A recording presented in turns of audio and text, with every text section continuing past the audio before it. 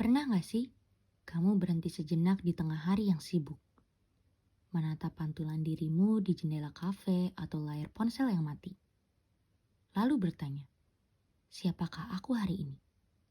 Bukan dalam artian filosofis yang berat ya, versi dirimu yang mana yang akan kamu tampilkan saat presentasi di depan bos nanti. Penuh percaya diri, terstruktur, dengan pilihan kata yang hati-hati. Versi mana yang akan teman-temanmu lihat saat nongkrong malam ini? Lebih santai, penuh canda, mungkin sedikit sarkastik. Dan versi mana yang orang tuamu lihat saat makan malam? Anak yang berbakti, yang mendengarkan, yang menyembunyikan lelahnya agar mereka tidak khawatir. Dan juga versi mana yang kamu siapkan dengan hati-hati dan sedikit rasa cemas, khusus hanya untuk dia, orang yang kamu suka. Kita semua punya banyak versi dari diri kita. Mungkin tanpa sadar, kita berganti topeng atau kostum, tergantung dengan siapa kita bicara, di mana kita berada, dan ini bukan berarti kita palsu. Ini adalah mekanisme bertahan hidup, sebuah keahlian sosial yang kita asah seumur hidup kita. Ini cara kita terhubung, cara kita bernegosiasi dengan dunia. Tapi ada satu arena di mana pertunjukan ini menjadi paling intens, paling beresiko sekaligus paling indah. Arena di mana taruhannya adalah hati kita sendiri, yaitu arena cinta. Hai semuanya, aku Pia, seorang mahasiswa semester 4 dari jurusan Performing Arts Communication di London School of Public Relations. Di kesempatan kali ini kita akan membedah suatu studi kasus yang dari kisah nyata dan mungkin akan terasa akrab untuk beberapa orang yang akan menonton. Dan kita akan melihatnya dari kacamata para pemikir hebat yang akan membantu kita memahami semua ini, yaitu Erving Goffman, Richard Skinner, dan Judith Butler. Ya, dengar nama-nama orang penting pasti langsung kayak, aduh ini pasti bakal ngebosenin ngebahasnya. Tenang aja teman-teman, kali ini aku akan membawakannya dengan cara naratif. Dan kita bersama-sama akan melihat bahwa panggung-panggung yang tidak terlihat ini akan membentuk cara kita mencintai, dan yang paling penting, ingin dicintai.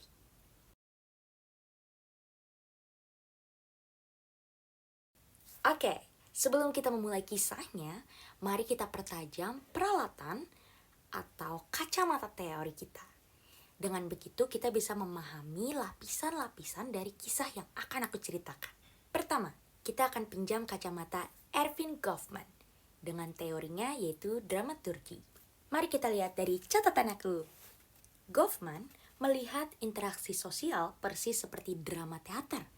Kuncinya itu ada di dua konsep utama, yaitu panggung depan dan panggung belakang. Panggung depan atau front stage. Ini itu dimanapun kita tampil di hadapan penonton. Ini bisa di ruang rapat, kencan pertama, feeds Instagram. Di sini tuh kita sangat sadar sedang diamati dan secara aktif kita melakukan apa yang disebut manajemen kesan atau bahasa Inggrisnya impression management.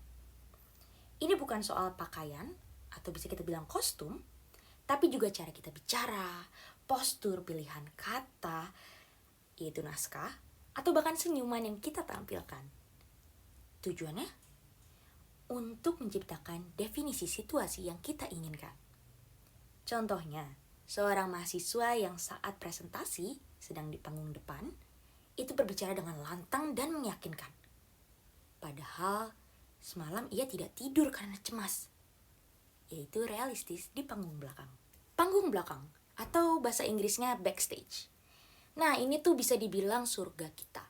Kenapa? Karena di panggung ini kita bisa melepas semua kostum, topeng, naskah yang kita pertunjukkan setiap harinya kepada orang-orang sekitar.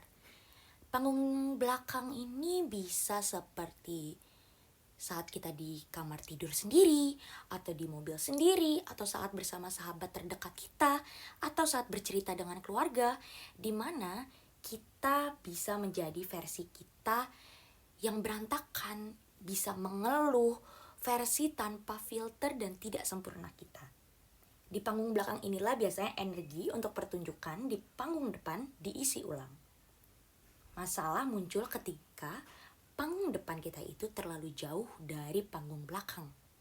Atau ketika kita tidak punya panggung belakang sama sekali. Di situ masalahnya muncul. Oke, kita akan masuk ke kacamata kedua, yaitu kacamata Richard Skinner. Beliau bertanya, bagaimana sih kita berakting dalam kehidupan ini? Jawabannya ada di teori yang ia kemukakan, yaitu twice behave behavior atau perilaku yang diulang. Skinner bilang, perilaku kita bukanlah sesuatu yang original atau spontan setiap saat, melainkan ini tuh perilaku yang sudah pernah dilakukan. Kita menyerapnya dari mana aja.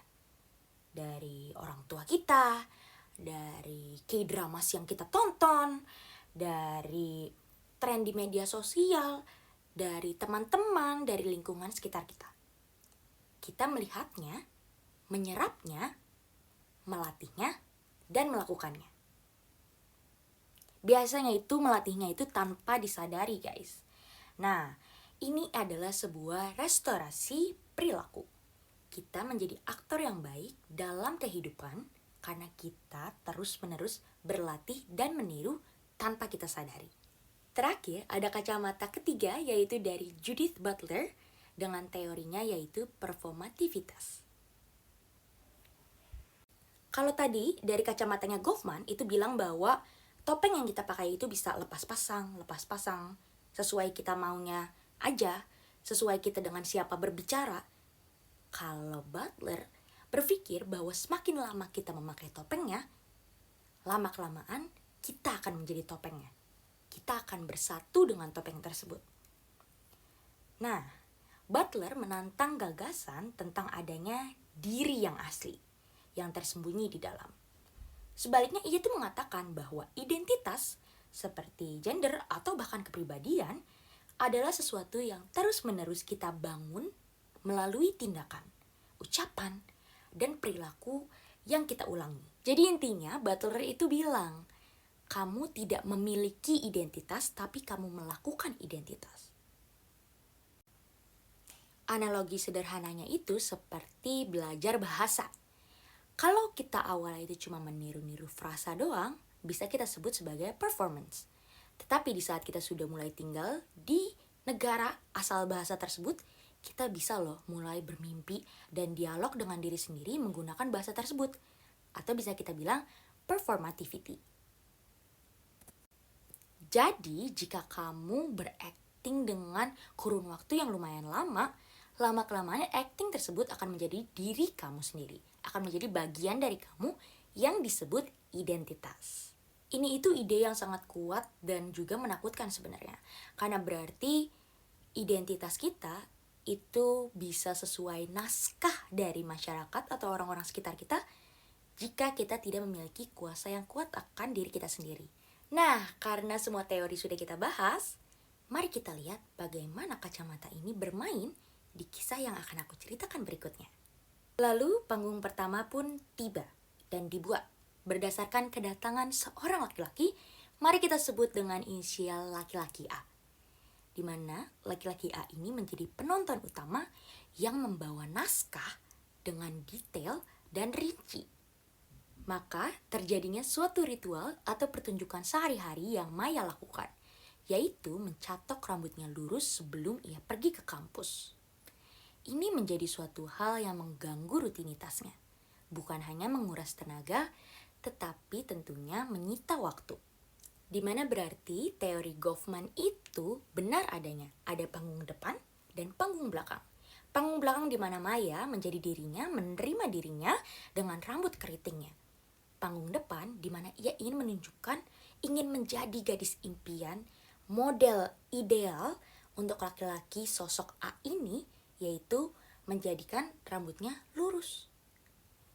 Lanjut ke teori Skinner. Untuk menjadi gadis impian tersebut, ia harus melakukan perilaku berulang, yaitu mencatok rambutnya setiap hari. Lanjut lagi kita ke teori Butler, di mana Maya menjadi aktor yang memperformasikan bahwa ia ingin menjadi identitas si rambut lurus. Dan ada saatnya performativitas oleh teori Butler menjadi nyata, di mana identitas gadis berambut lurus bukan lagi menjadi topeng ataupun kostum. Setelah sekian banyak jamnya di depan kaca melihat sosok gadis berambut lurus, berjam-jam mencatok, dan banyaknya pujian dari laki-laki sosok A, suatu hal aneh terjadi. Maya menjadi jatuh cinta dengan dirinya yang baru dengan identitasnya sebagai gadis berambut lurus. Bukan hanya karena faktor dari laki-laki A tersebut, tetapi Maya mulai melihat bahwa dirinya menjadi lebih elegan, lebih rapih dengan identitasnya yang berambut lurus. Pujian dari laki-laki A bukan lagi hanya menjadi validasi eksternal, tapi menjadi penegas akan perasaan yang mulai tumbuh di dalam dirinya.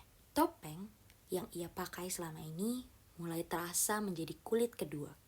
Beberapa waktu kemudian, sosok lelaki baru datang. Mari kita sebut lelaki berinisial B. Lelaki ini membangun suatu panggung baru. Panggung depan yang baru, panggung kedua.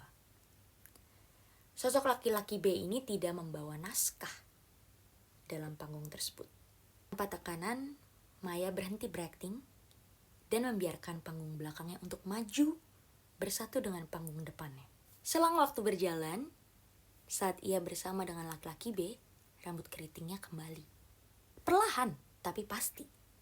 Padahal rambutnya udah rusak waktu dia masih bersama laki-laki A, di mana ia melakukan perilaku berulang yaitu mencatoknya setiap hari. Ini menjadi metafora bahwa ia kembali nyaman dengan dirinya. Ia kembali merasa dilihat tanpa harus menjadi performatif. Tapi ini bukan berarti ia menghapus secara keseluruhan identitas yang ia bangun waktu ia menyukai dirinya dengan rambut lurus. Karena identitas yang telah ia bangun dan lakukan selama berbulan-bulan mengenal lelaki A, tentunya meninggalkan jejak. Di mana ada momen-momen tertentu seperti ia sedang punya waktu, ia akan mencatok rambutnya agar terlihat lebih elegan, lebih rapi. Tetapi bukan berarti ia tidak menyukai saat dia memiliki sedikit lebih waktu atau ingin terlihat lebih santai, ia akan memilih untuk menunjukkan rambut aslinya yaitu rambut keriting. Tentunya akan ada selalu bagian dari dirinya yang rindu akan penampilan rapi dan elegannya setiap hari itu hasil dari catokan setiap paginya sebelum ke kampus. Tapi kali ini bukan untuk sosok seseorang, tapi untuk dirinya sendiri. Dan dari situlah Maya mempelajari pembelajaran yang berharga dari fenomena jatuh cinta dengan dua laki-laki yang sangat berbeda ini, bahwa penerimaan sejati dari sosok laki-laki B bukan soal dia bisa menerima versi atau aslinya Maya, tetapi tentang kebebasan yang diberikan untuk menjadi semua versinya Maya. Rasa aman dan rasa nyamanlah yang membuat Maya menjadi lebih sering tampil dengan rambut aslinya yaitu keriting. Tapi bukan berarti panggung yang dibuatnya menjadi identitas gadis berambut lurus itu hilang begitu saja. Itu akan selalu ada dan menjadi bagian dari Maya, dan itu tidak apa-apa. Tentunya kisah Maya ini bukan hanya cerita tentang rambut, tapi menjadi cerminan bagi kita semua. Ini menunjukkan bahwa identitas itu sebenarnya bersifat cair, di mana kita tidak harus berpatokan secara kaku hanya kepada satu identitas yang telah kita bangun. Kita bisa membuat banyak identitas dan mempertunjukkannya kepada orang-orang yang berbeda. Ini memberikan kita kekuatan bahwa keaslian itu tidak terpaku pada versi teraslinya kita, melainkan lebih tentang memiliki otonomi untuk memainkan pertunjukan yang mana, dengan pertunjukan itu untuk siapa, kostum apa, naskah apa, topeng apa, dan semoga saja semua hal itu dilakukan untuk diri kita sendiri. Ini akan membawa kita menuju ke refleksi yang sebenarnya lebih luas. Kita sebagai pasangan, keluarga, teman, apakah kita memberikan naskah kepada orang-orang yang kita sayang? Mungkin dari kisah yang baru saja aku ceritakan, kita bisa belajar bahwa bentuk cinta yang paling tulus adalah menjadi penonton seperti laki-laki B. Siap untuk menerima pertunjukan apapun yang ditampilkan dengan begitu banyak kostum yang ada dan bisa bergilir setiap harinya. Dan yang paling penting, kita mencintai aktornya, bukan kos. Jadi, coba tanyakan ke diri kamu. Pertunjukan apa yang sedang kamu mainkan di kehidupan kamu sekarang? Apakah pertunjukan itu memberi kamu energi atau malah mengurasnya? Dan pertanyaan paling pentingnya adalah, siapa sutradaranya? Apakah itu diri kamu dan kamu memiliki power sepenuhnya? Atau itu adalah ekspektasi dari orang-orang sekitar dan naskah-naskah yang tidak terlihat oleh mata? Karena pertunjukan terbaik bukan tentang paling asli yang terpatok kaku, tapi tentang yang paling jujur akan kompleksitas kita. Tunjukkan yang memberi ruang untuk menjadi banyak hal sekaligus. Tunjukkan seperti rasanya kembali ke rumah, di mana rumah memiliki banyak ruangan dan kita bebas untuk pergi dari satu ruangan menuju ruangan lain. Terima kasih sudah menyelam dan merenung bersama aku hari ini. Pertanyaan terakhir untuk kamu, panggung apa yang sedang kamu tampilkan hari ini? See you in another Deep Talk. Bye-bye.